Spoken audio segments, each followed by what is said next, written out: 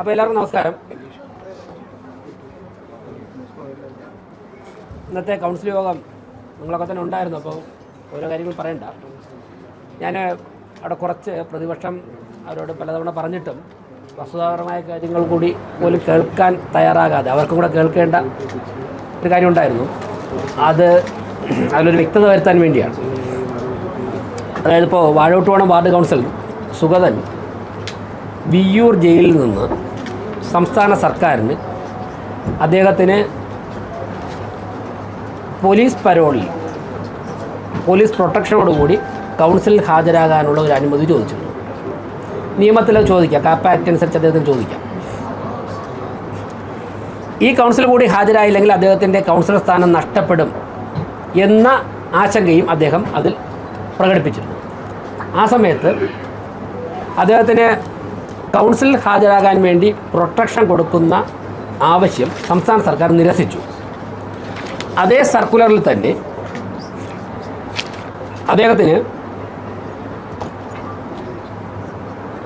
അദ്ദേഹം ജയിലിലായ കിടക്കുന്ന കാലയളവിൽ കൗൺസിലിൽ ഹാജരാകുന്നതിൽ നിന്നും ഒഴിവാക്കി കൊടുക്കണം എന്ന് പറഞ്ഞ് അപേക്ഷ കൊടുക്കാവുന്നതാണെന്നും ആ അപേക്ഷ കൗൺസിൽ വോട്ടിനിട്ട് പാസ്സാക്കുന്ന പക്ഷം അദ്ദേഹത്തിൻ്റെ കൗൺസിലർ സ്ഥാനം സുരക്ഷിതമായിരിക്കും എന്നുള്ള മറുപടിയാണ് സംസ്ഥാന സർക്കാരിൻ്റെ ആഭ്യന്തര വകുപ്പ് കൊടുത്തത്.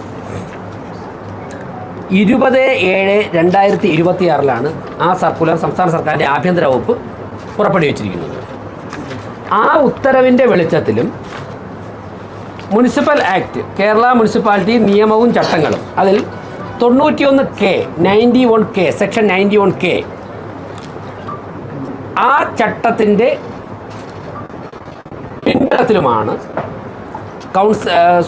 വാഴോട്ടുവണം വാർഡ് കൗൺസിലർ സുഗതൻ സമർപ്പിച്ച അദ്ദേഹത്തിൻ്റെ അപേക്ഷ ഇന്നത്തെ കൗൺസിൽ യോഗം പാസ്സാക്കിയത്.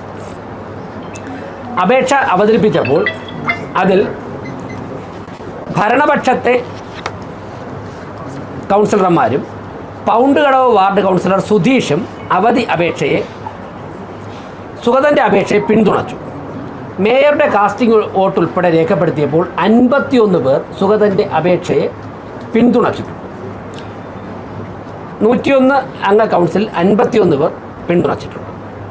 അപ്പോൾ ആ ഭൂരിപക്ഷത്തിലാണ് ആ അപേക്ഷ അംഗീകരിച്ചിട്ടുള്ളത്. അതിൻ്റെ വെളിച്ചത്തിൽ 6 മാസത്തേക്ക് അദ്ദേഹത്തിന്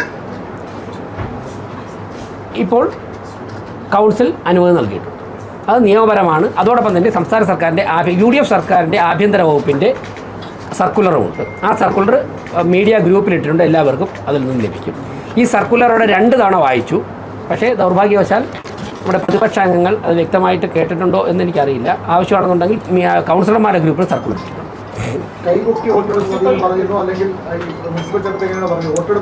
മുനിസിപ്പൽ ചട്ടത്തിൽ എങ്ങനെ വേണമെന്ന് പറഞ്ഞിട്ടില്ല. മേയറുടെ ഡിസ്ക്രിപ്ഷനാണ്. വേറെ ഏതെങ്കിലും തരത്തിൽ വോട്ടെടുപ്പ് വേണമെന്ന് ആരും ആവശ്യപ്പെട്ടിട്ടില്ല. മേയറുടെ ഡിസ്ക്രിപ്ഷൻ ഉപയോഗിച്ച് അദ്ദേഹത്തിൻ്റെ അപേക്ഷയെ അനുകൂലിക്കുന്നവർ കൈ ഉയർത്താൻ പറഞ്ഞു. അപ്പോഴേക്കും 50 പേർ കൈ ഉയർത്തിയായിട്ട് കൗൺസിലിൻ്റെ ശ്രദ്ധയിൽപ്പെട്ടു. മേയറുടെ കാസ്റ്റിംഗ് വോട്ട് ഉൾപ്പെടെ ഉണ്ടായി. കാരണം മേയർ എന്നുള്ളതിലേക്ക് പറഞ്ഞിട്ടുണ്ട് 101 കൗൺസിലർമാരിലെയും അവരുടെ അംഗത്വം സംരക്ഷിക്കാൻ വേണ്ടി ഈ 5 വർഷവും എല്ലാ പിന്തുണയും കൊടുക്കുമെന്ന് പറഞ്ഞു. അപ്പോൾ സ്വാഭാവികമായിട്ടും ഒരു അംഗത്തിൻ്റെ അംഗത്വം സംരക്ഷിക്കേണ്ടത് മേയറുടെ കൂടി ഉത്തരവാദിത്തമാണ്. വന്നില്ലല്ലോ. അല്ല, മേയറുടെ വോട്ട് കൂടി രേഖപ്പെടുത്തി ഉൾപ്പെടെ മേയർ കൂടി വോട്ട് രേഖപ്പെടുത്തി.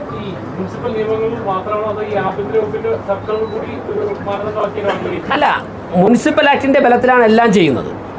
സംസ്ഥാന സർക്കാരിൻ്റെ സർക്കുലർ അതിനൊരു പിൻബലമായിട്ടുണ്ട്. കാര്യം ഗവൺമെൻറ് തന്നെയാണ് പറഞ്ഞിരിക്കുന്നത്, നിങ്ങളിങ്ങനെ ഒരു അപേക്ഷ കൊടുത്താൽ താങ്കളുടെ കൗൺസിലർ സ്ഥാനം സുരക്ഷിതമായിരിക്കുന്നു എന്നാണ് ലാസ്റ്റിലായി. സുരക്ഷിതമായിരിക്കുന്നു, താങ്കൾ അയോഗ്യനാക്കപ്പെടുകയില്ല. അപ്പോൾ പിന്നെ സംസ്ഥാന സർക്കാർ സർക്കുലറാണ്. അദ്ദേഹത്തിനടുത്ത് മറുപടിയായിട്ട് എടുക്കാം. ഒരു സർക്കുലറാണ്, അദ്ദേഹത്തിന് കൊടുത്ത മറുപടിയാണ്. മറുപടിയിൽ പറഞ്ഞിട്ടുള്ളത് ഇങ്ങനെയാണ്. അദ്ദേഹത്തിന് ഈ കേസിൽ ജയിലിൽ നിന്ന് പുറത്തിറങ്ങുന്നത് വരെയോ അല്ലെങ്കിൽ 6 മാസത്തേക്കോ അദ്ദേഹത്തിന് ഹാജരാവാൻ സാധിക്കില്ല. അതിനുള്ള അനുവാദം നൽകണം എന്നുള്ളത്. അത് അദ്ദേഹം എഴുതി വിയ്യൂർ ജയിൽ സൂപ്രണ്ടിന് കൊടുക്കുകയും വിയ്യൂർ ജയിൽ സൂപ്രണ്ട് പ്രോപ്പർ ചാനലിലൂടെ ജയിലിലെ രജിസ്റ്റർ രേഖപ്പെടുത്തി തിരുവനന്തപുരം കോർപ്പറേഷനിൽ തപാലിൽ അയച്ചു. തിരുവനന്തപുരം കോർപ്പറേഷൻ അതിനെ തപാലിൽ രേഖപ്പെടുത്തി സ്വീകരിച്ചാണ് മേയർക്ക് ഇന്ന് കൈമാറിയത്. അതോടൊപ്പം തന്നെ അദ്ദേഹത്തിന് ലഭിച്ച വിയ്യൂർ ജയിലിൽ ലഭിച്ച കത്തും ഇവിടെ എത്തിച്ചിട്ടുണ്ട്. അല്ല, ഇത് അവതരിപ്പിച്ചപ്പോൾ അദ്ദേഹം അതിനെ പിന്തുണച്ചതാണ് ഞങ്ങൾ കണ്ടത്. അത് അദ്ദേഹം കൈ ഉയർത്തി പിന്തുണച്ചു.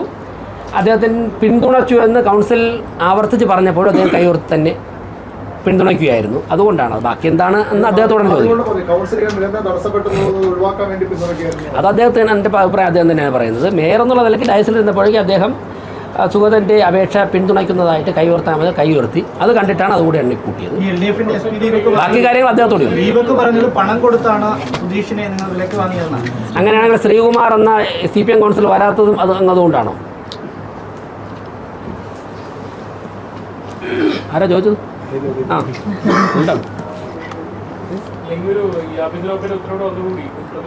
മാത്രമല്ല, ഞാൻ ചോദിക്കട്ടെ, ഒരു സ്വതന്ത്രനായിട്ട് ജയിച്ച ഒരു കൗൺസിലർ അദ്ദേഹത്തെ അങ്ങനെയൊക്കെ വഴങ്ങുന്ന ആളാണെന്ന് അങ്ങനെ പറയുന്നത് ദീപകിന് എന്താ സംഭവിച്ചത്? മുമ്പൊന്നും ഈ പ്രശ്നമില്ലായിരുന്നു ദീപകിന്. ഇങ്ങനെ കുറച്ചുകൂടെ ഒരാളിനെ അദ്ദേഹം ഇങ്ങനെ വാങ്ങിക്കൊണ്ടൊക്കെ മാറുമെന്ന് അധിക്ഷേപിക്കുന്നത് ശരിയാണോ? അല്ല, അതല്ല പറയേണ്ടത്. അവരുടെ ഭാഗത്ത് ഒരു കൗൺസിലർ വന്നില്ല, അപേക്ഷ ഒന്നും പറഞ്ഞില്ല. അതെന്തു പറ്റി?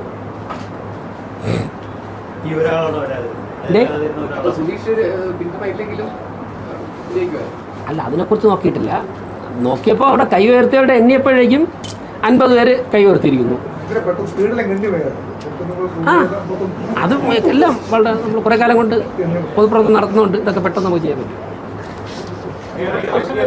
അല്ല, വ്യത്യസ്ത അഭിപ്രായം ഉണ്ടെങ്കിൽ നമുക്ക് ഇല്ലല്ലോ. എന്തേ? അത് ഭരണത്തിന് വേറെ തടസ്സം സ്തംഭനമൊന്നും ഉണ്ടാകാൻ പാടില്ല. അതുകൊണ്ട് ബന്ധപ്പെട്ടത് അല്ല, അങ്ങനെയുള്ള കമൻ്റൊന്നും പറയുന്നില്ല. അങ്ങനെയൊന്നും പരിശോധിച്ചിട്ടുമില്ല. പിന്നെ സ്വാഭാവികമായിട്ട് ജയിച്ച് വരുന്ന, ഞാൻ ചോദിക്കട്ടെ നിങ്ങളുടെ ഇത് ഇപ്പോൾ പറയാൻ ഉദ്ദേശിച്ച വിഷയത്തിന് പുറത്ത് തിരുവനന്തപുരം കോർപ്പറേഷൻ രൂപം കൊണ്ടതിന് ശേഷം ഇന്ന് വരെയെങ്കിലും ഏതെങ്കിലും ഒരു അംഗത്തിന് വരാൻ അസൗകര്യം ഉണ്ടെന്ന് പറയുമ്പോഴേക്കും മേയർ അത് പറയുമ്പോൾ ഇന്ന് വരെ ഈ കോർപ്പറേഷൻ്റെ ചരിത്രത്തിൽ അംഗങ്ങൾ എഴുന്നേറ്റ് നിർത്തിയിട്ടുണ്ടോ? ഞാൻ 5 വർഷം കൗൺസിലറായിരുന്നു. കഴിഞ്ഞ 6 മാസം കൊണ്ട് മേയറാണ്. എൻ്റെ അറിവിലില്ല.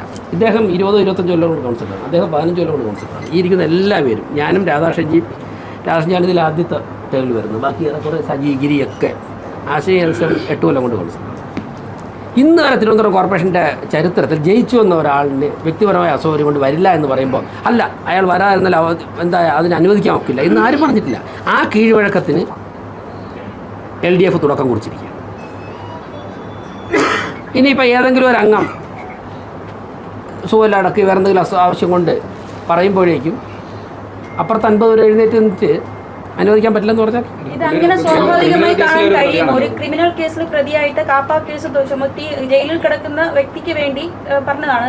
ജനാധിപത്യ സംവിധാനത്തിൽ ഓരോ വ്യക്തികളെ തെരഞ്ഞെടുപ്പിന് പോലും ക്രിമിനൽ കേസിൽ ഉണ്ടോ ഇല്ലയോ എന്നൊക്കെ പരിശോധിച്ചിട്ടായിരിക്കുമല്ലോ നമ്മൾ നോമിനേഷൻ പോലും കൊടുക്കുമ്പോൾ സൂക്ഷ്മ പരിശോധിച്ച് ചെയ്യുക. അപ്പോൾ ഇത് വളരെ സ്വാഭാവികമായിട്ട് പറയാൻ കഴിയുന്നതാണോ? ഈ അസുഖം ബാധിതരായി അവധി ചോദിക്കുന്നവരുമായിട്ട് കമ്പയർ ചെയ്യാൻ പറ്റുമോ? നിങ്ങൾ അങ്ങനെ സ്വാഭാവികമായിട്ട് കാണണ്ട. അല്ല, വളരെ സ്വാഭാവികമായി മേയർ പറയുന്നു, അതുകൊണ്ട് ചോദിച്ചാൽ. അങ്ങ് സ്വാഭാവികമായിട്ട് ഞാൻ മേയറല്ല, സംസ്ഥാന സർക്കാരിന്റെ സർക്കുലറും കൂടെ ഉണ്ടല്ലോ. അല്ല, ഇത് സ്വാഭാവികമായി കമ്പയർ ചെയ്യുമ്പോഴേ നമ്മൾ ഞാൻ പറയുന്ന അങ്ങ് അങ്ങനെ കമ്പയർ ചെയ്തോളൂ. അങ്ങയുടെ പെർസ്പെക്റ്റീവിൽ ഇന്റർപ്രറ്റ് ചെയ്തോളൂ. ഈ അവധി അപേക്ഷയിൽ നിങ്ങൾക്ക് എന്തെങ്കിലും സംശയങ്ങൾ ഉണ്ടായിരുന്നെങ്കിൽ അതെല്ലാം തീർത്തത് ആഭ്യന്തര വകുപ്പിന്റെ സർക്കുലറാണ്. എങ്ങനെ പാസ്സാക്കി എടുക്കുക എന്ന് വരെ പറയുന്നു. നിങ്ങൾക്ക് എന്തെങ്കിലും സംശയം അവധി അപേക്ഷയിൽ ഉണ്ടായിരുന്നെങ്കിൽ അതെല്ലാം തീർത്തത് ഈ ആഭ്യന്തര വകുപ്പിന്റെ സർക്കുലറാണ്. ഞങ്ങൾ ഡിപ്പെൻഡ് ചെയ്യുന്ന മുനിസിപ്പൽ ആക്ടിനെയാണ്. 91K section 91K municipal act, ഇതാണ് ഞങ്ങൾ ഡിപ്പെൻഡ് ചെയ്യുന്നത്.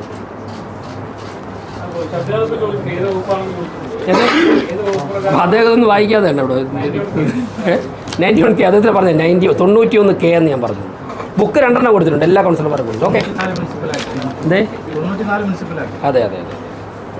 അപ്പോൾ അയാൾ അറസ്റ്റ് ചെയ്തില്ല. അല്ല, സർക്കുലർ വന്നതാണ്. ഞാൻ സംസ്ഥാന സർക്കാരിൻ്റെ സർക്കുലറാണ്. അത് നേരത്തെ അറിയാത്തതിൽ നിങ്ങൾക്ക് ഒരു വിഷമമുണ്ട്, എനിക്കറിയാം. അത് മനസ്സിലാക്കുന്നു. അല്ല, എന്തായാലും സംസ്ഥാന സർക്കാരിൻ്റെ സർക്കുലർ ആക്ട് അനുസരിച്ചാണ് കോർപ്പറേഷൻ പ്രവർത്തിച്ചിരിക്കുന്നത്, സെക്രട്ടറി അനുസരിച്ചാണ് പ്രവർത്തിക്കുന്നത്. Okay, thank you. നിങ്ങൾ ഇന്ന് ഉറങ്ങണം എല്ലാവരും. സന്തോഷം, സഹകരിച്ച് എല്ലാവർക്കും നന്ദി.